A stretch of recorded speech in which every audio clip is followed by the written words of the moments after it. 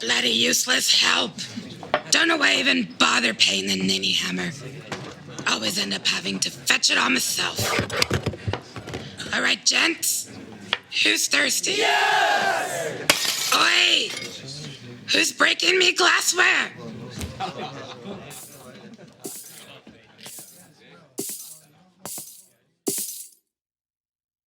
Hello there, stranger.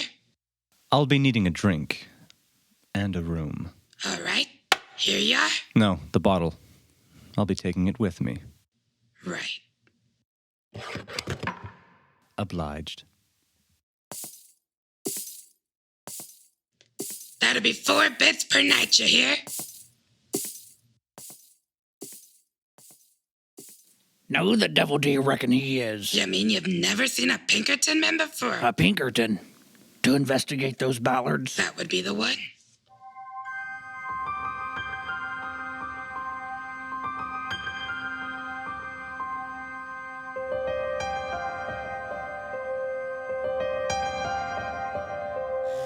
The Lost Son, starring Bonnie Bogovich, Carter Callahan, Ethan Goff, and Josiah Robinson.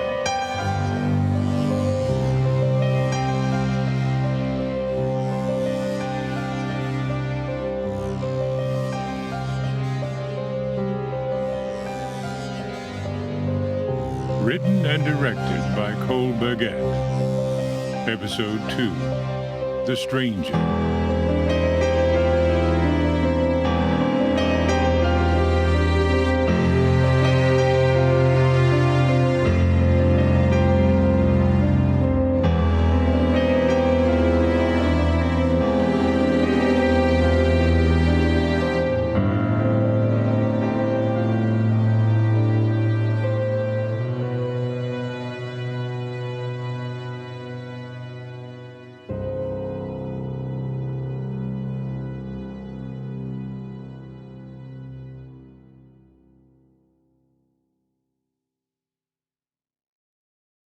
It was strange, being back in Ballard Hall after all those years.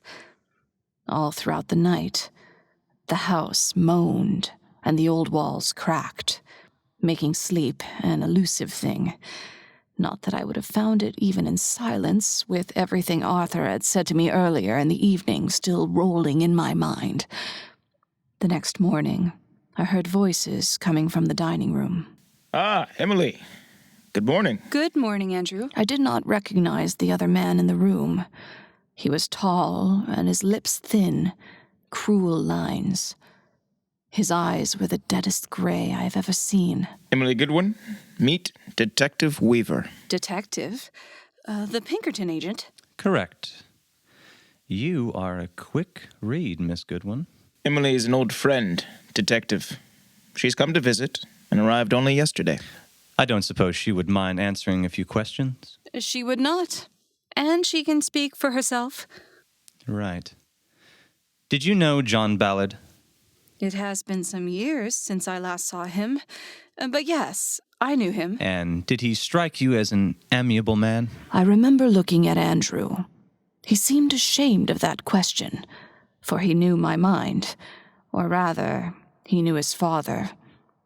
But whether or not he was ready to accept the truth about John Ballard, well, that was another matter entirely. I'm over here, ma'am. He was a difficult man, at times. A hard man, as all men can be, I suppose. Mr. Ballard. In his final hours, did your father's behavior seem erratic, threatening, perhaps? His behavior was erratic for months. But he never said anything to provoke you, nothing to get a rise out of you? Emily is right. He was a harsh man, calloused, but that was simply his demeanor. He was always that way, as far back as I can remember. Forgive me, Detective, but I do not see the point of this line of questioning. No, it's quite all right, Emily. Let the detective conduct his investigation. Apologies, ma'am, but the circumstances dictate that I thoroughly examine all parties involved. There was something strange about this man, about the way he asked his questions. as if he knew more than he let on, or wanted Andrew to think he did. Tell me, Mr. Weaver, is it not curious that the renowned Pinkerton Detective Agency would send an agent to investigate what is so clearly the result of an animal attack? Would not a hunter be more suitable for the task at hand? On the contrary, Miss Goodwin, I do not see anything about this case quite so clearly. The means by which John Ballard met his unfortunate end are consistent with a series of deaths all across the countryside. Now, animals could be to blame, as you suggest, but it seems just as likely to me that these individuals were killed by a man. Their bodies then mutilated to make it appear as though wild animals are responsible, to throw more gullible minds off the scent. Detective, please. I don't believe Miss Goodwin wishes to discuss such morbid details before she so much as had her morning coffee. No, Andrew, I'm fine. Well then, Detective, perhaps the next body you discover, you would like the opinion of a medical professional to dispel any rumors or far-fetched notions of murder. I was under the impression the local coroner had already gone on record with his assessment. Oh, I do not doubt that Mr. Darrows fulfills his duties as a coroner admirably for a country doctor, but perhaps a more erudite opinion could be offered. And I suppose you know someone qualified in the necessary forensics to offer this more erudite opinion? You are speaking to her. A woman. Does my sex offend you, Mr. Weaver? Not at all, Miss Goodwin. Just unexpected. That's Dr. Goodwin, if you please. I worked very hard for that title. Of course. And if your skills as a detective are as refined as your chauvinism, then perhaps... Emily! Enough! Yes. Yes, all right. Detective, perhaps this conversation could be resumed at a later time, when emotions have simmered a bit. Yes. Well, thank you for your time, Mr. Ballard. I will be staying at the tavern in the nearby village should you recall anything and feel the urge to share that information. Good day, Dr. Goodwin.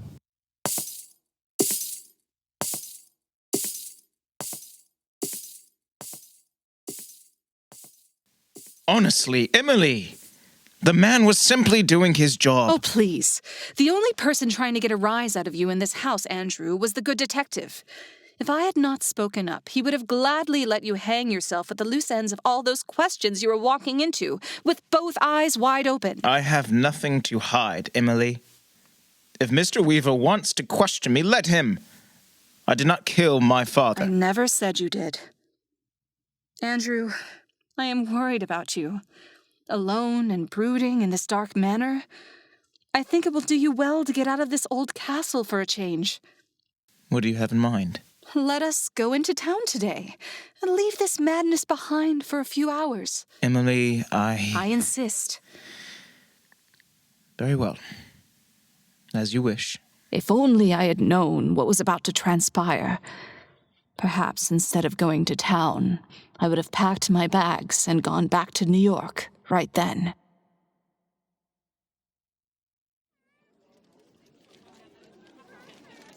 I knew immediately it was a poor decision on my part to drag Andrew into the midst of those superstitious people.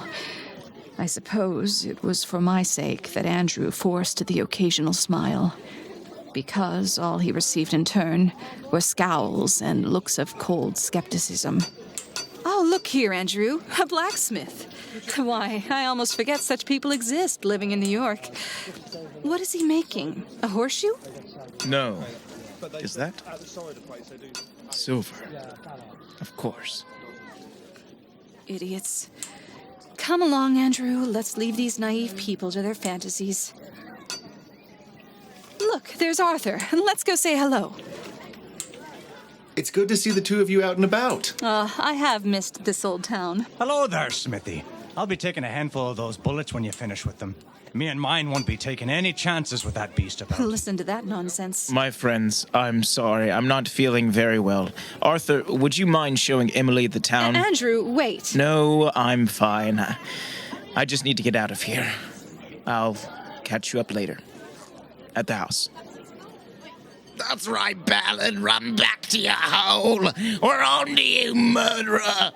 I should have known long before. Get out of our town! Listen to them, Arthur. They're vultures. Go see to Andrew. I will deal with them. Now listen here, you. I started after Andrew, and that's when I noticed the detective. Standing in a nearby alley, who knows for how long, building a cigarette and watching the entire thing unfold from the shadows. He noticed me, too. Doctor. I did not stop to entertain him.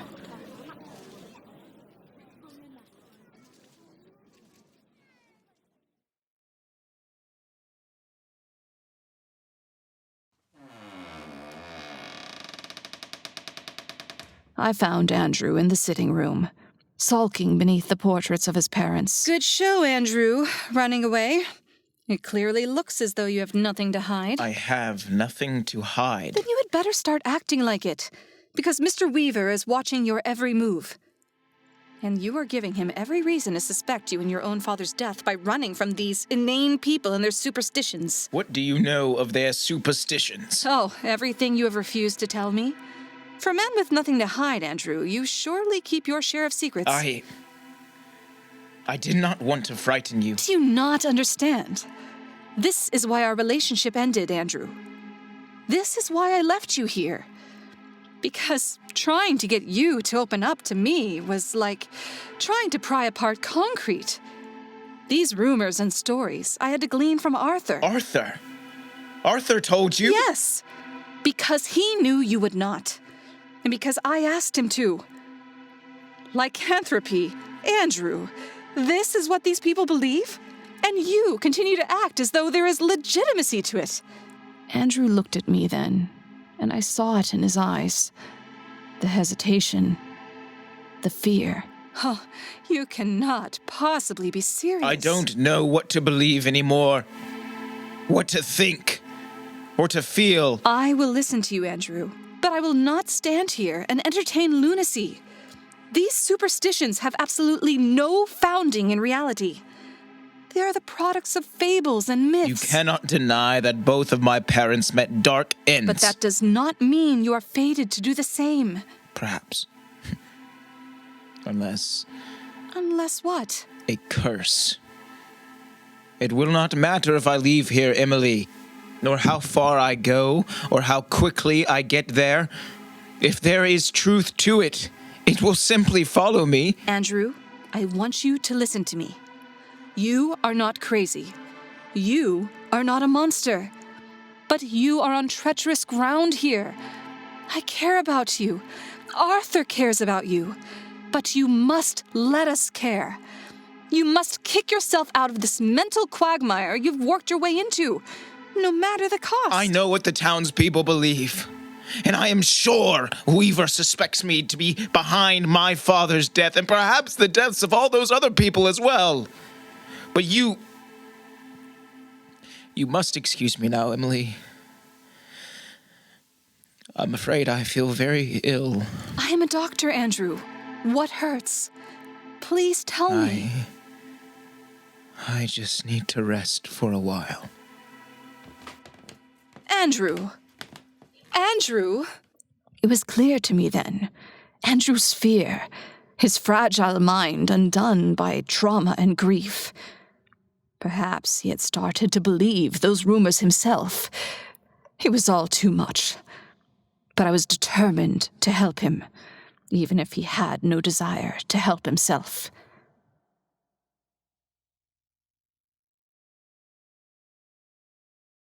Yeah? It is Dr. Goodwin. He looked as though he'd been asleep. In his hand was a small leather book, a journal, old and creased. Well, I'll be damned. You're the last person I expected to see. Might I speak with you? Go ahead. In private? He dropped the journal into a drawer of the nightstand by the bed. If only I had known then how close I was to the truth. How many lives I could have saved if only I had known where to look. Well, we're alone. Speak. I feel as though I owe you an apology for my behavior this morning. I didn't take it personally. Nevertheless, I apologize. Fine. accepted. Is that all? No. All right. I am perturbed by your insinuations regarding Andrew Ballard. I don't recall insinuating anything, ma'am. Don't play me for a fool, Mr. Weaver. I'm learning that is an impossibility. Quite right. So, your insinuations? Look, Dr. Goodwin, I'm here to do a job. Personally, I don't care one way or the other if your beau killed his old man. I beg your pardon? You did come here to talk about Mr. Ballard, did you not? He is not my beau, Detective, and I resent the implication. You do an awful lot of resenting, don't you? Well, since you clearly appreciate directness, let me be direct. I'll say you could have fooled the hell out of me and everyone else in this backwater town. Excuse me? Staying up there in his house with him, walking through the streets on his arm like you were earlier today. Andrew and I are old friends. Nothing more. Right. Just what were you hoping to accomplish by coming here, lady? Does Andrew Ballard always let his friends fight his battles for him? Or just the women? All right, Mr. Weaver. You listen to me. Andrew Ballard is a sick man, but he is not insane. And he is not a murderer. That's not what his neighbors think. Oh, I know what they think. And you do not strike me as a man given to superstitions. And you don't strike me as a woman given to groveling on behalf of lesser men. How dare you? All legends tend to have some basis in truth, Dr. Goodwin. Now, I do not pretend to know what goes through the mind of Andrew Ballard, but I know a man with secrets when I see one, and that man is full of secrets. Maybe even secrets he's kept from himself. Perhaps you do not know Mr. Ballard as well as you think you do. What secrets has he kept from you, I wonder? I know what you're doing. What am I doing? You are trying to turn me. Against him. Against Andrew. And you will not succeed. I admire strong, independent women, but I'll tell you what I think. You're a sentimental woman. That's what brought you here. Look at you. Look at your clothes. You've come from more, from money. You're educated. You have a life outside of this. Whatever reasons you've given yourself for why you came back to him, the truth is, you're sentimental. And women prone to sentimentalism often construct this strong, independent, loyal facade to hide the fact that they are very much blind to the truth staring them in the face. I should be going. It's getting dark out there. Allow me to walk you back to your man. I know the way. I had made yet another mistake. I had underestimated the detective, his guile and cunning. I had the strangest feeling when I was with him, one that frightened me in ways I have never been frightened before. I did not understand it, but that fear carried me from that tavern, all the way back through the forest to Ballard Hall at a near run. I knew something was wrong the moment I entered and saw Arthur coming down the stairs. Emily! Arthur! What are you doing here? Where's Andrew? Is he all right? I came by to check in on him and found him unconscious at the top of the stairs. Unconscious? Where is he now? It's all right. He's all right. I put him to bed. He's sleeping. You're certain? Emily, I am a doctor. Perhaps not of your caliber, but I know what I'm doing.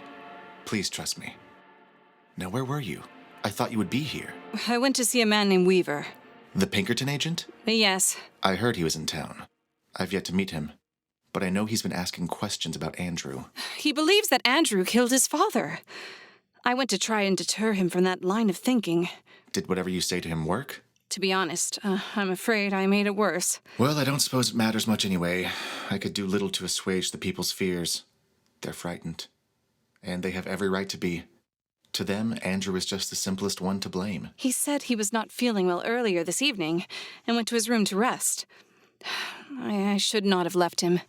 You're sure he's just sleeping now? Yes, I am. He is weak, but physically he seems well. I intend to stay the night here anyway. I'll give him a thorough looking over when he wakes. Did he say anything to you? Briefly, when I was getting him to bed. One word. Madeline. His mother? I don't know why, or what he meant by it. Yesterday, he told me his father spent his last days roaming through his home, talking as if to his mother's specter. Yes. Now that you mentioned it, that's right. I do not like this, Arthur. Neither do I. But there's not much else to do, at least not for tonight. We'll just have to wait and see how he's doing in the morning. Another sleepless night. Weaver's words kept slithering through my mind, coupled with my fear for Andrew's health. However, I was grateful for Arthur's company. The next morning, Arthur went in to check on Andrew. I waited until my nerves threatened to snap out of guilt for having left Andrew alone. Come ahead. Am I welcome? Of course. You're just in time, Emily. I am finished with our patient. And how are you feeling? Much better, actually. Arthur does good work. Well, you are very lucky, my friend. Had you fallen on the stairs, this story could have a very different ending. That is why I have 2 doctors in my company. Andrew, I feel as though I should apologize. For what? I suspect that I pushed you too hard yesterday. That I made my point a little too forcefully. Think nothing of it. No, I do think you need to be out of this place. But it has to happen in your own time, and I should not have left you alone. I agree with Emily. This place holds too many dark memories for you, Andrew. It does not help your mind to be under their constant assault. Yes, well, Yes? Who is it? Weaver. How the devil did he... I did not even hear him enter. Andrew. It's all right.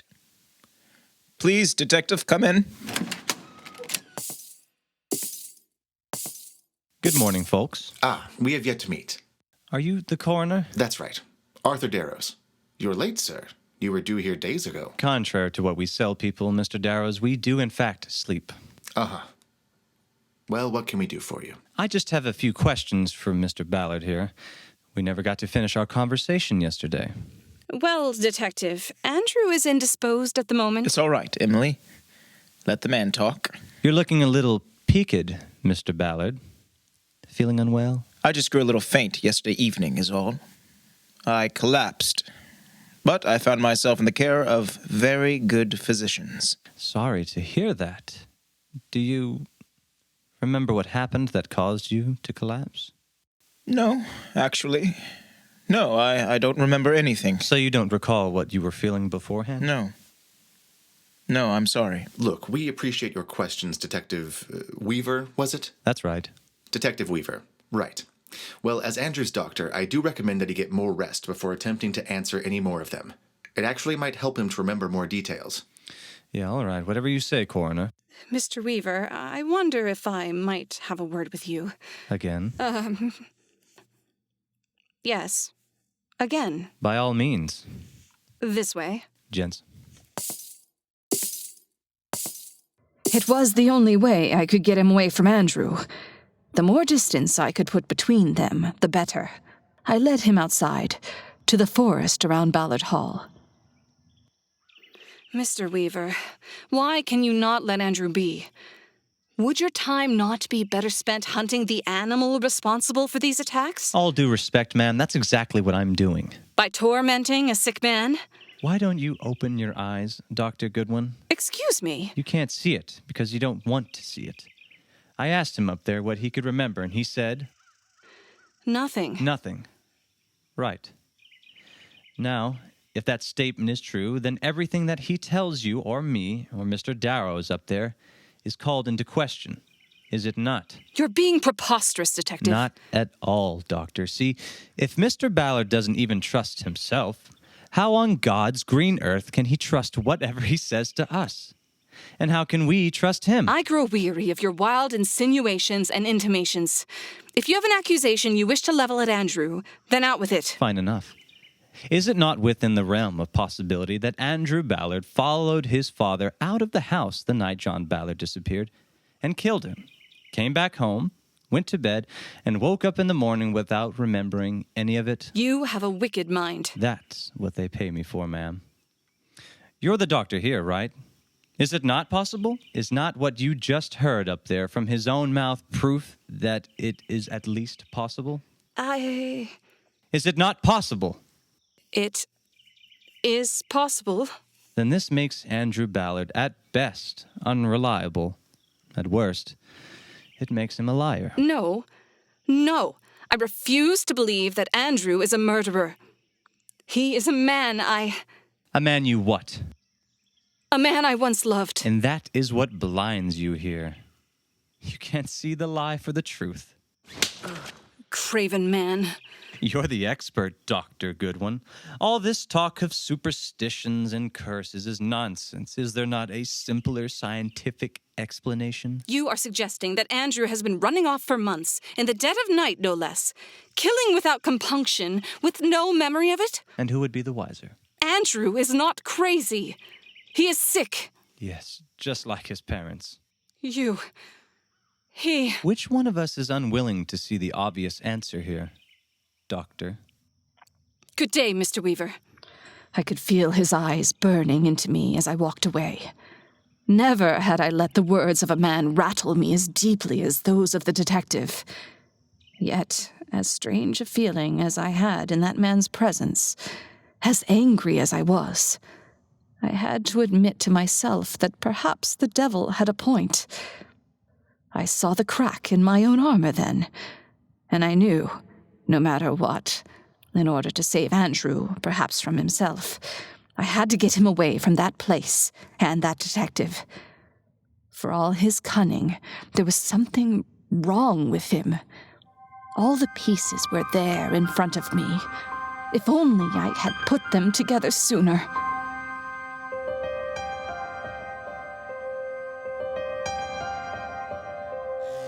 The Lost Son, starring Bonnie Bugovich as Emily Goodwin, Carter Callahan as Andrew Ballard, Ethan Goff as Mr. Weaver, and Josiah Robinson as Arthur Darrows.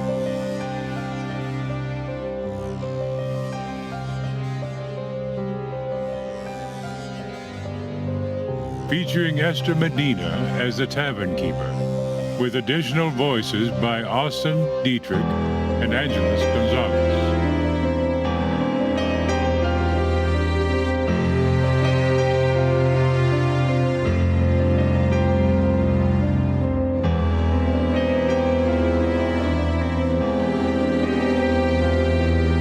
Audio production by Drew Kessler. Produced by Esther Medina and Ethan Goff. Written and directed by Cole Burgett.